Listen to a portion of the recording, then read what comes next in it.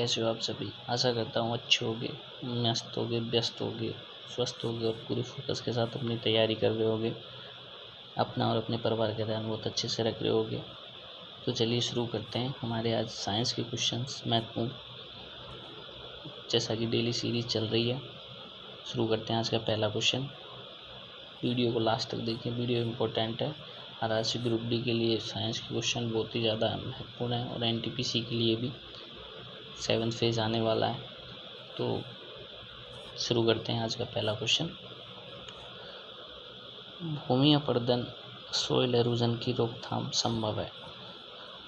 Option A पुनः one रोपण से, ऑप्शन बी वनों के विनाश से, ऑप्शन सी फसलों के प्रत्यावर्तन से एंड ऑप्शन डी चारागाह प्रबंध से। तो फ्रेंड्स, जो भूमि अपरदन है, जो सोइल एरोजन है, उसको पुनः वन रोपण से रोका जा सकता है। Option A is the right answer, option A. अगला क्वेश्चन है, डार्विन का सिद्धांत था। ऑप्शन ए योग्यता की उत्तरजीविता, ऑप्शन बी प्राकृतिक चयनवाद, ऑप्शन सी म्यूटेशनवाद एंड ऑप्शन डी परिवर्तनों सहित अवरोहण। तो दोस्तों, जो डार्विन का सिद्धांत था वो था प्राकृतिक चयनवाद का सिद्धांत, नेचुरल सिलेक्शन का सिद्धांत। Option B is the right answer. अगला क्वेश्चन है, निम्नलिखित में से एक किसी युग में कोई जीवन नहीं था। ऑप्शन ए मेसोजोइक काल, ऑप्शन बी एजोइक काल, ऑप्शन सी कैम्ब्रियन काल, ऑप्शन डी पैलेजोइक काल।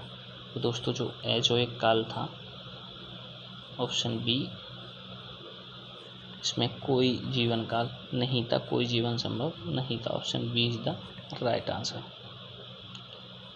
अगला क्वेश्चन है, ऑर्कियोप्टेरिक्स किन का संयोजक था, किन के बीच की कड़ी माना जाता है ऑर्कियोप्टेरिक्स को। ऑप्शन ए सरीसृप व स्तनी, ऑप्शन बी पक्षियों व स्तनी, ऑप्शन सी उभयचरों व स्तनी, ऑप्शन डी सरीसृपों व पक्षियों।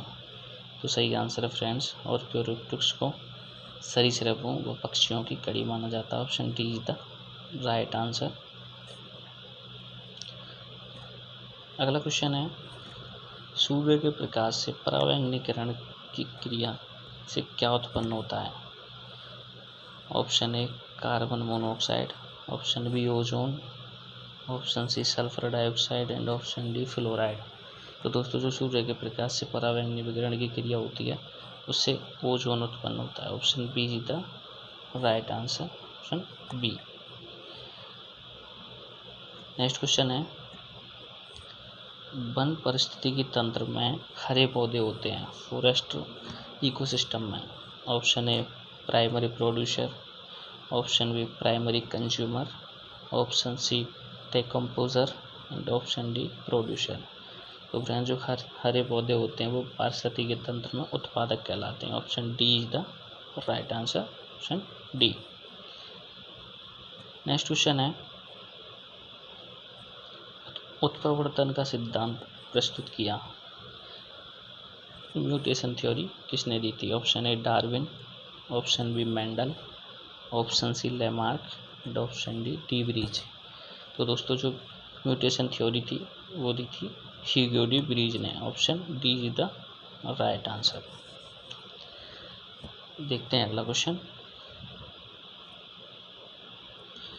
1 माइक्रोन होता है।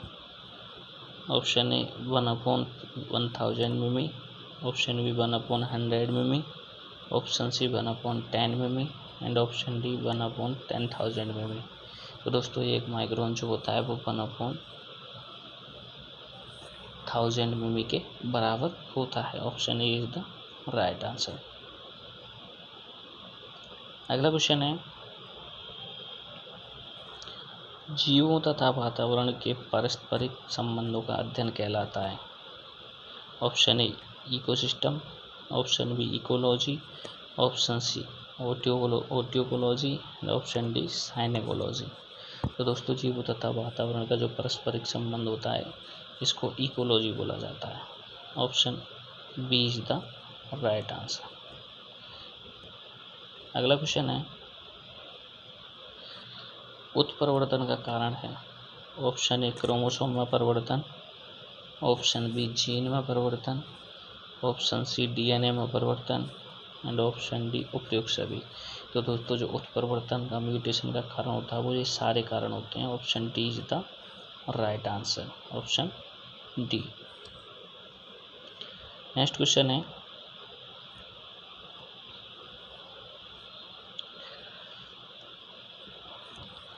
अमोनिया के सृजन के काम में आने वाली गैसें हैं। ऑप्शन ए नाइट्रोजन तथा ऑक्सीजन, ऑप्शन बी ऑक्सीजन तथा nitric oxide, option C nitrogen तथा methane and option D nitrogen तथा हाइड्रोजन। तो दोस्तों अमोनिया के सृजन में काम आने वाली गैसें हैं नाइट्रोजन तथा hydrogen, option D is the right answer. अगला क्वेश्चन है, जल का शुद्धतम रूप है। ऑप्शन ए समुद्र का जल, ऑप्शन बी वर्षा का जल, ऑप्शन सी नलके का जल, ऑप्शन डी अशुद्ध जल। तो दोस्तों जल का शुद्धतम रूप होता है वो वर्षा का जल होता है, option B is the right answer. Next question है, पृथ्वी की पपड़ी में विशुद्ध रूप में पाई जाने वाली धातु है। सोडियम, मैग्नीशियम, तांबा एंड प्लेटिनम। तो पृथ्वी की पपड़ी में जो विशुद्ध रूप में धातु पाई जाती है दोस्तों वो है platinum, option D is the right answer, D. पढ़ते हैं अगले क्वेश्चन तरफ। देखो दोस्तों अगर वीडियो अच्छी लग रही हो तो वीडियो को लाइक ज़रूर करें, वीडियो को शेयर करें और चैनल पे अगर पहली बार हो तो चैनल को सब्सक्राइब कर लें, बेल आइकन प्रेस करना ना भूलें जिससे सभी वीडियोज़ की नोटिफिकेशन आपको मिलते रहें। आते अपने क्वेश्चन पे। अगला क्वेश्चन, पैरासीटामोल क्या है? एक पीड़ाहार है, एक प्रतिजैविक है, एक सल्फर ड्रग है, एक पेट का अल्सर बनाता है। दोस्तों जो पैरासीटामोल होता है वो एक पेन किलर, एक पीड़ाहार होता है, option A is the right answer. Next question है, क्लोरोमाइसिटिन है प्रतिरोधी है, ऑप्शन बी पीड़ाहार है, ऑप्शन सी प्रति अवसादक है, ऑप्शन डी प्रतिजीवाणिक है। तो दोस्तों जो क्लोरोमाइसिटिन होती है वो एंटीबैक्टीरियल होती है, प्रतिजीवाणिक होती है, option D is the right answer. अगला क्वेश्चन है,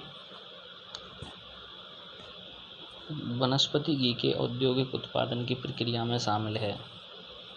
ऑप्शन ए वियोजन, ऑप्शन बी अपचयन, ऑप्शन सी ऑक्सीकरण, ऑप्शन डी आयनीकरण।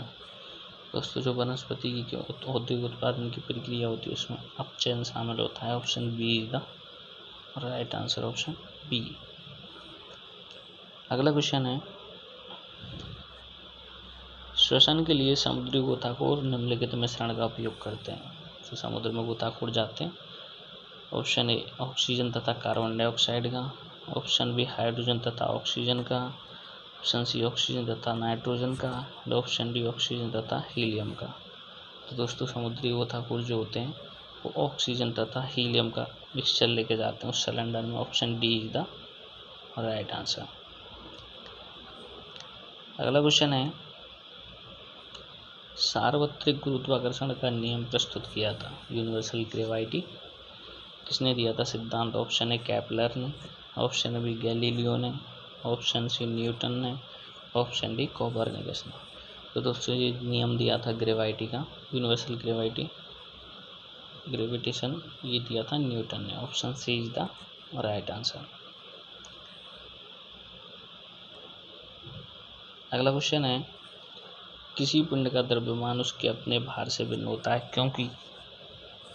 ऑप्शन ए द्रव्यमान एक चर राशि है जबकि भार स्थिर राशि है, ऑप्शन बी भिन्न भिन्न स्थानों पर द्रव्यमान में बहुत कम और भार में अधिक परिवर्तन होता है, ऑप्शन सी विषुवत रेखा से ध्रुवों पर जाने से द्रव्यमान स्थिर रहता है और भार में वृद्धि होती है, एंड ऑप्शन डी पदार्थ की मात्रा मापक द्रव्यमान है किंतु भार एक बल है। तो दोस्तों किसी पिंड का द्रव्यमान उसके अपने भार से भिन्न इसीलिए होता है क्योंकि पदार्थ की मात्रा का मापक द्रव्यमान है किंतु भार एक बल है, option D is the right answer option D. अगला क्वेश्चन है पृथ्वी पर, नेक्स्ट क्वेश्चन, पृथ्वी पर सूर्य द्वारा गुरुत्वाकर्षण बल। ऑप्शन ए सूर्य पर पृथ्वी द्वारा गुरुत्वाकर्षण बल की अपेक्षा कम होता है। ऑप्शन बी सूर्य पर पृथ्वी द्वारा गुरुत्वाकर्षण बल के बराबर होता है। ऑप्शन सी सूर्य पर पृथ्वी द्वारा गुरुत्वाकर्षण बल की अपेक्षा अधिक होता है। ऑप्शन डी वर्ष भर एक समान रहता है। तो दोस्तों पृथ्वी पर जो सूर्य द्वारा आकर्षण बल होता है वो सूर्य पर पृथ्वी द्वारा गुरुत्वाकर्षण बल के बराबर होता है। Option B is the right answer, option B. अगला क्वेश्चन है किसी पिंड का भार है पृथ्वी पर सभी स्थानों पर एक समान होता है, ध्रुवों पर अधिकतम होता है, विषुवत रेखा पर अधिकतम होता है, एंड डी मैदानों की अपेक्षा पहाड़ों पर अधिक होता है। तो दोस्तों किसी भी पिंड का जो भार होता है वो ध्रुवों पर अधिकतम होता है। Option B is the right answer, option B. Next question है विषुवत रेखा की अपेक्षा ध्रुवों पर पिंड का भार अधिक होता है क्योंकि। ऑप्शन ए ध्रुवों पर पृथ्वी की घूर्णन गति अधिकतम है। ऑप्शन बी विषुवत रेखा पर पृथ्वी की घूर्णन गति अधिकतम है। ऑप्शन सी ध्रुवों पर हिमटॉप के कारण आकर्षण बल अधिक होता है। ऑप्शन डी उपरोक्त में से कोई भी पूर्ण स्पष्टीकरण नहीं है। तो दोस्तों सही आंसर डी है, इनमें से कोई भी इस चीज़ का पूर्ण स्पष्टीकरण नहीं है कि विषुवत रेखा की अपेक्षा ध्रुवों पर पिंड का भार अधिक होता है, क्योंकि मेन कारण ध्रुवों पर भार अधिक होने का पृथ्वी की रेडियस है, रेडियस की वजह से ऐसा होता है। चलते हैं अगले क्वेश्चन तरफ। किसी पिंड का भार उत्तरी ध्रुव पर विषुवत रेखा पर क्रमशः WP व WE है। यदि पृथ्वी का घूर्णन रुक जाए तो WP का बढ़ जाएगा, WP में कोई परिवर्तन नहीं होगा, WE में कोई परिवर्तन नहीं होगा, ऑप्शन डी WE कम हो जाएगा। तो दोस्तों ऐसा करने से WP में कोई परिवर्तन नहीं होगा। Option B is the right answer. अगला क्वेश्चन है पृथ्वी व सूर्य के बीच की दूरी यदि वर्तमान दूरी की अपेक्षा दोगुनी हो जाए तो पृथ्वी पर सूर्य द्वारा गुरुत्वाकर्षण बल पहले की अपेक्षा 2 गुना होगा, पहले की अपेक्षा 4 गुना होगा, पहले की अपेक्षा आधा होगा, डी पहले की अपेक्षा 1/4 होगा। तो दोस्तों ऐसा होने पे पृथ्वी द्वारा सूर्य पर गुरुत्वाकर्षण बल जो होगा वो पहले की अपेक्षा 1/4 होगा। Option D is the right answer. अगला क्वेश्चन है लिफ्ट में व्यक्ति का भार तब अधिक हो जाता है जब लिफ्ट। ऑप्शन ए एक समान वेग से ऊपर जा रही हो, ऑप्शन बी एक समान वेग से नीचे जा रही हो, ऑप्शन सी ऊपर की ओर त्वरण से गमन करे, ऑप्शन डी नीचे की ओर त्वरण से गमन करे। तो दोस्तों किसी व्यक्ति लिफ्ट में बैठे व्यक्ति को भार महसूस अधिक तब होता है जब लिफ्ट एक समान वेग से ऊपर की ओर जा रही हो। Option A is the right answer, option A. Next question है किसी पिंड को पृथ्वी से चंद्रमा पर ले जाने पर उसका द्रव्यमान भिन्न होगा किंतु भार वही रहेगा। उसका द्रव्यमान व भार दोनों भिन्न हो जाएंगे। उसका द्रव्यमान वही रहेगा किंतु भार भिन्न हो जाएगा, और उसका द्रव्यमान व भार दोनों पूर्ववत रहेंगे। तो दोस्तों जब किसी पिंड को पृथ्वी से चंद्रमा पर ले जाया जाएगा तो उसका द्रव्यमान तो वही रहेगा किंतु उसका भार बदल जाएगा। Option C is the right answer, क्योंकि पृथ्वी का पलायन वेग चंद्रमा का पलायन वेग जो है वो पृथ्वी से कम है। चंद्रमा पृथ्वी की अपेक्षा वस्तुओं को कम आकर्षित करता है, कम आकर्षण बल लगाता है। बढ़ते हैं अगले क्वेश्चन तरफ। किसी निश्चित तापमान पर संतृप्त विलयन कैसा होता है? ऑप्शन ए रंगीन, ऑप्शन बी अत्यधिक रंगीन, ऑप्शन सी और अधिक ठोस विलय घोलने में असमर्थ, ऑप्शन डी निलंबित ठोस कण वाला।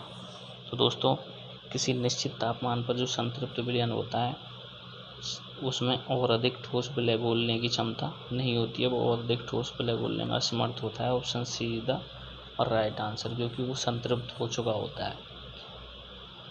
बढ़ते हैं अगले क्वेश्चन तरफ। रासायनिक रूप से